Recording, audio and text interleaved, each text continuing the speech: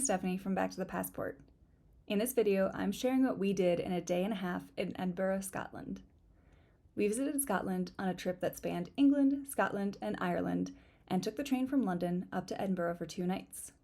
When we got to the city, we dropped off our stuff at our hotel, the Holiday Inn Express Edinburgh City Centre, and then immediately went back out into the city to explore it.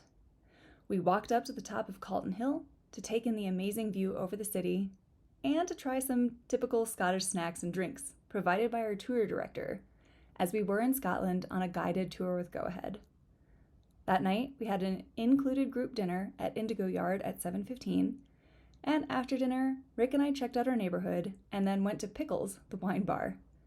It was a super cute spot, and we each had 2 glasses of red wine. The next day, we decided to see where the road took us and simply wandered away from the hotel. We ended up over in Dean Village and enjoyed the picturesque views and the charming neighborhood. We then wound our way up toward Edinburgh Castle and then down the Royal Mile, while popping into some souvenir shops along the way, as I was not leaving Scotland without some shortbread biscuits. After walking along the Royal Mile, listening to the locals play the bagpipes, and buying some Scottish souvenirs, we made our way to the end of the road to have lunch at the World's End pub, where we dined on the traditional dish of haggis. After lunch, we met back at our hotel to join our group for a guided tour of the city. Our guided sightseeing tour was by bus, and we drove around the city while learning about Edinburgh's history before being dropped off at Edinburgh Castle and walking around the grounds. We got some time to visit the castle, enjoy the views, and see the crown jewels.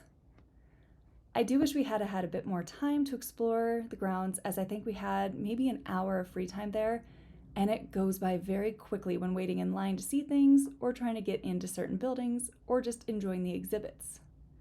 But at least we still got to see it. After our tour of Edinburgh Castle, we jumped back on our coach to get back to the hotel to change, get some cash, and our chargers so we could head out for our ghost tour. I was super excited about our doomed, dead, and buried ghost tour with Market Tours, as Edinburgh is supposed to be extremely haunted.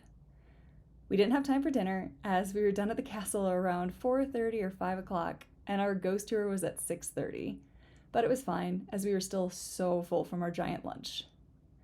So we made our way back to the Royal Mile to meet up with our ghost tour guide and group.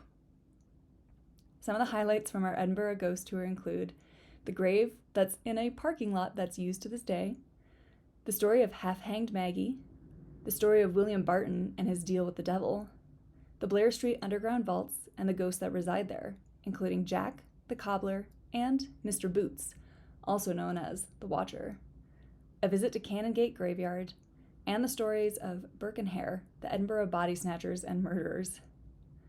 After our great ghost tour, we made our way to Greyfriars Kirkyard to recognize some names from Harry Potter. We weren't ready to turn in yet, as it was our last night in Edinburgh, so we walked back up Calton Hill to see the view over the city at night.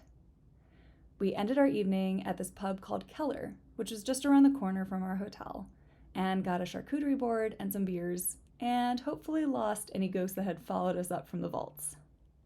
We both fell in love with Edinburgh and cannot wait to return in the future.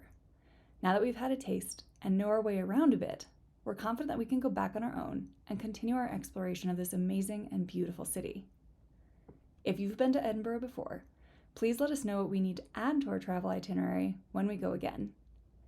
Thanks for watching, and feel free to check out our blog at backtothepassport.com for more travel-related content. Ciao!